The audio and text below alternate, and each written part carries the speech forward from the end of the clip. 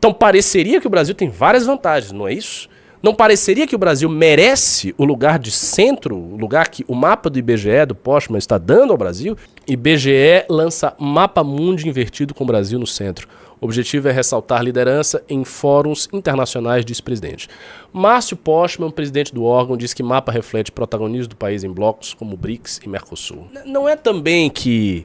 Ai, meu Deus, que coisa terrível. A esquerda é imbecil e não sabe fazer um mapa. Nossa, olhem como eles não sabem fazer um mapa.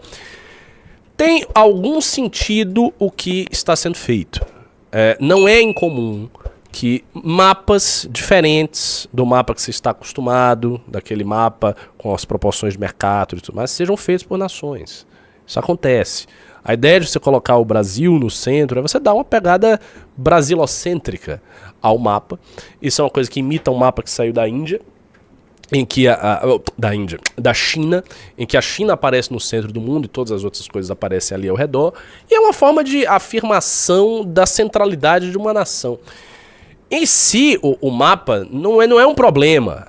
O mapa, ter este mapa, o IBGE ter lançado esse mapa, não é esta a discussão. O que é a discussão, que eu acho que é a discussão relevante e que eu comentei no News e repito aqui, é a preocupação em fazer este mapa. Por que nós temos a preocupação em dar um emblema de centralidade ao Brasil, quando o Brasil não tem centralidade nenhuma? O Brasil não tem centralidade nenhuma. Sabe? Essa preocupação é completamente desnecessária. Completamente desnecessária. Porque esse mapa não vai ajudar o Brasil a se tornar um país com alta produtividade. Porque a gente não vai conseguir ter uma educação, eu estava comentando aqui a educação do Brasil, que é uma bosta, boa, porque tem esse mapa. A gente não vai conseguir, né, ter uma cultura viva, porque a gente tem esse mapa. Os nossos poetas não vão nascer porque surgiu o mapa do Postman e o mapa tem um Brasil no meio. E daí vai nascer um novo Carlos Drummond de Andrade por conta do mapa. Então o mapa não interessa. O mapa, sabe, tanto faz ter esse mapa, não ter esse mapa. Isso é irrelevante. Isto é completamente irrelevante. E eu vejo, sinceramente, que o Brasil tem estado há muito tempo num caminho do supérfluo. Todas as discussões, quase todas as discussões que são travadas, discussões públicas que são travadas no Brasil, são discussões sobre o fútil. São discussões sobre coisas que não interessam minimamente. Como o país está mergulhado em assuntos irrelevantes e as pessoas dão uma excessiva atenção a assuntos irrelevantes, a gente fica sempre discutindo coisas irrelevantes. Por exemplo, tem alguns dias, a grande discussão que a esquerda brasileira estava fazendo era sobre a Erika Hilton. Porque a Erika Hilton se sentiu ofendida, porque no passaporte americano dela estava lá que ela era homem. E aí, porque a Erika Hilton é homem, não é homem, será que é e não é, e bababá. Recentemente a gente está discutindo esse negócio, a mulher fica brincando com uma boneca. Aí diz, não, porque a boneca... E vai. E você vai de irrelevância em irrelevância. Logicamente, isso faz parte do jornalismo contemporâneo, que é lançar coisas irrelevantes, mas que de alguma maneira chamam a atenção, para obter a atenção de um público que gosta das coisas e que fica acompanhando bobagens. Isso é normal. Mas no caso do Brasil, essas coisas elas tomaram a frente de tal modo do debate público que o debate público é basicamente só isso. Basicamente só isso. Você não tem um debate público sério no Brasil sobre praticamente nada. Praticamente nada. Então esse mapa, o que o mapa me chama a atenção é isso. Aí, por exemplo, faz a comparação, mas a China fez... Senhores, a China se tornou relevante, muito. A China é a segunda maior potência do mundo. A China é uma competidora de igual para igual com os Estados Unidos. Entendeu? Então, quando a China faz um mapa em que a China está no meio, isso é uma declaração de poder. Porque esse poder se baseia não no mapa, mas se baseia na realidade da economia chinesa, das realizações chinesas, da tecnologia chinesa, da força chinesa, da posição chinesa na geopolítica mundial, que aumentou imensamente desde a era Deng Xiaoping. Então, quando você faz um mapa assim, no caso da China, isso reflete, isso reverbera, isso tem um vínculo com a realidade daquele país. No caso do Brasil, não. É o Brasil no meio. Ah, beleza, o Brasil no meio, o Brasil no centro. Então eu tô entendendo. Tudo gira em torno do Brasil, o Brasil é o centro. Tá. Mas quem é que acha que o Brasil é o centro? Outra coisa, o BRICS. O Brasil é de alguma maneira o centro do BRICS? Não. O Brasil é um membro periférico do BRICS. Eu vou citar, o BRICS é feito de Brasil, Rússia. A Rússia é muito mais importante que o Brasil. Muito mais importante. Ah, mas a economia da Rússia é menor do que o Brasil. É menor do que o Brasil. Mas a Rússia tem 5 mil ogivas nucleares e é a segunda maior potência militar do mundo. A Rússia tem muito mais peso. A Rússia influencia diretamente o tabuleiro internacional, pressiona as democracias europeias, faz um jogo ali naquela região, que é um jogo grande, é um jogo de gente grande. A Rússia está se impondo. Ah, é uma economia pequena, sofreu demais quando perdeu os territórios da União Soviética. Ah, tem um regime que é tirânico. Tá, ok, tudo isso é real. Mas a Rússia tem um papel na geopolítica. Você vai no exterior, você vai na Europa, você vai nos Estados Unidos, e tem um monte de noticiário sobre a Rússia. O Brasil não aparece. Eu tenho um amigo meu que mora há 10 anos na Europa. Ele disse que a coisa que mais o impressionou quando ele foi para a Europa, e ele ficou lá 1 ano na Europa, foi ver que o Brasil não aparece no noticiário internacional. Que não existe o Brasil. Fala-se de tudo. Do Irã, da Rússia e tal, na Espanha. Fala-se de tudo. O Brasil nunca aparece. Então, o que isso mostra? Isso mostra que o Brasil não está fazendo nada. Não está fazendo nada de relevante para que se... Entendeu? Então, o BRICS, aí tem a Rússia é mais importante. A Índia, aí vem depois Rússia, Índia. O que é a Índia hoje? Hoje a Índia é a potência que os Estados Unidos estão tentando desesperadamente de tudo para colocar do lado deles. Para contrabalancear a influência da China. Olha o jogo dos Estados Unidos. O jogo dos Estados Unidos é privilegiar a relação que eles têm com a Índia para contrabalancear a China, dado que Índia e China têm atritos de fronteira, inclusive. Nisto aí, os Estados Unidos está do lado da Índia, por exemplo, nesse conflito, e a China está do lado do Paquistão. A China tem uma relação de política externa forte com o Paquistão. Então, se você olha o gráfico, por exemplo, de compra de armas do Paquistão, que era variado, hoje assim, fez assim, a China estava aqui, fez um tum. Praticamente todo o armamento que é comprado, que não é produzido no próprio Paquistão, vem da China. Saiba disso. O armamento do Paquistão, que não é produzido no Paquistão, boa parte dele vem da China. E o que isso mostra, esse esforço americano? Tudo mais? Isso mostra a relevância da Índia. Então a Índia é um país muito mais relevante. A Índia tem programa espacial. O nosso programa espacial que a gente desenhou no Livro Amarelo é um programa espacial que se baseia no programa espacial que não é indiano, mas que é o nosso mesmo, que os indianos copiaram e fizeram. Aí a gente tem o nosso, não fizemos, e agora a gente tem que olhar o que os indianos fizeram baseado no nosso programa. É assim, tá lá no Livro Amarelo, isso é um fato. Então, bom, a Índia tá acontecendo. Aí depois, BRICS, você tem a China, nem preciso falar da relevância da China. Aí depois você tem a África do Sul. Ah, beleza. A África do Sul é um país que tem muitos problemas ainda. Mas olha a história da África do Sul. A África do Sul é um país deste tamanho, bem menor que o Brasil. Não é um país continental. É um país pequeno, relativamente pequeno. É um país que passou pelo apartheid. É um país que tem divisões sociais assim e raciais drásticas que o Brasil não tem.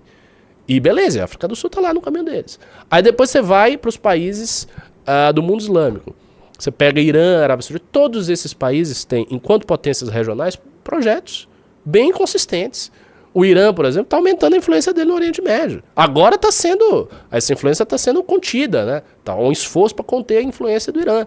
Mas alguns anos atrás o Irã estava lá, jogando para lá e para cá. Entendeu? Jogando no Oriente Médio, que é a região dele, e mantendo uma órbita de influência muito considerável. O Irã está para fazer bomba nuclear, velho.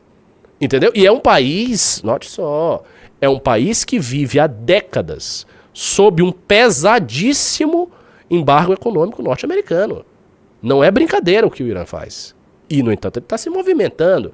Aí você vai lá, Emirados Árabes, o país é minúsculo, é menor que essa ponta desse negócio aqui. Um negócio pequenininho, são vários, literalmente vários principados.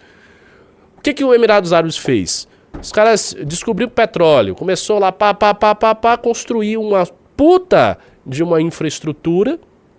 Hoje é um lugar que vai ricaço pra cacete. Então, um dos grandes destinos turísticos do mundo hoje é Dubai. Todo mundo com grana quer ir pra Dubai, nos Emirados Árabes, para curtir Dubai e para fazer negócios no Dubai. Dubai é um lugar que se faz negócios, gente muito rica vai para Dubai fazer negócios em Dubai. Então, eles tiveram a habilidade, a inteligência política de pegar a vantagem que eles tiveram e de fazer da vantagem natural, né, um modo deles darem um salto e se tornarem hoje um hub empresarial, que é o Emirados Árabes. E outra, o Emirados Árabes joga. Politicamente falando, o Emirados Árabes é um rival do Catar. Eles têm duas políticas muito diferentes. A política do Emirados Árabes é tentar estabelecer monarquias islâmicas em vários países que sejam aliadas deles.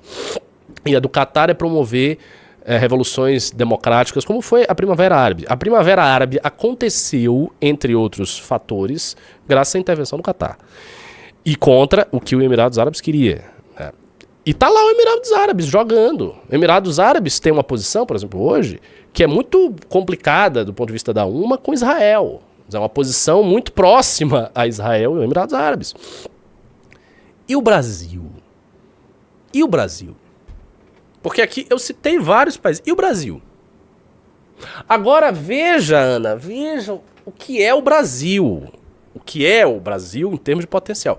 O Brasil é um país tão continental, tão grande, né, quanto China, Rússia e Índia, que são os países, né, tem uma população tão grande quanto esses países. Menor, tá, ok. A Índia e China estão bem destacadas em termos de população, mas o Brasil tem uma população considerável, mais de 200 milhões de pessoas. O Brasil é um país muito rico em recursos naturais. Não tão rico quanto a Rússia, não tão rico quanto talvez a Índia, mas bem rico em recursos naturais. O Brasil tá aí. O Brasil não tem os problemas raciais que a África do Sul tem, né? Que me perdoem os adeptos do racismo estrutural, Silvio Almeida e companhia, mas o Brasil não é igual à África do Sul. O Brasil não teve apartheid. Então o Brasil não tem isso. O Brasil não tem, olha só, o Brasil não tem embargo econômico como o Irã.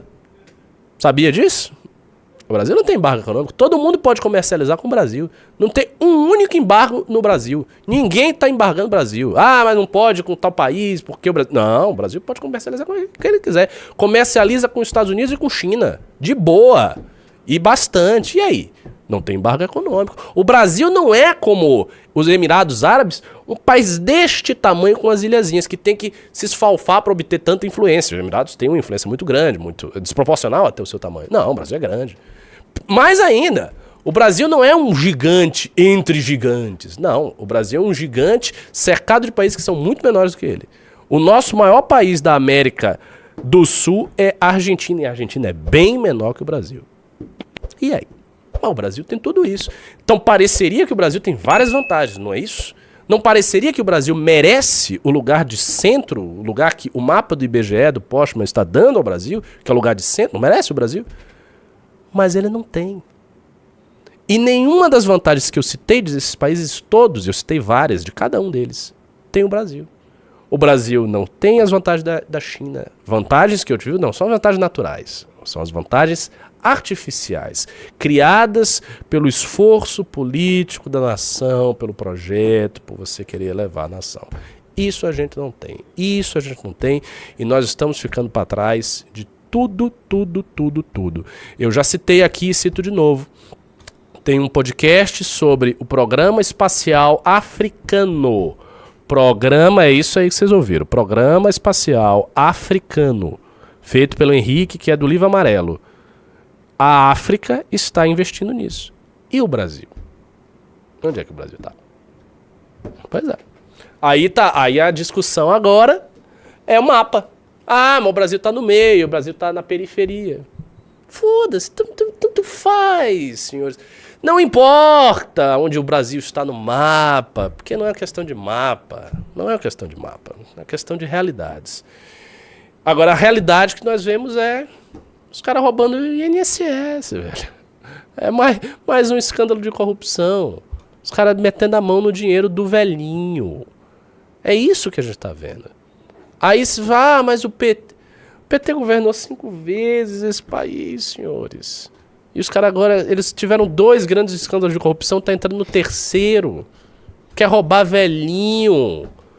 Um escândalo de corrupção para cada bloco de mandatos do PT.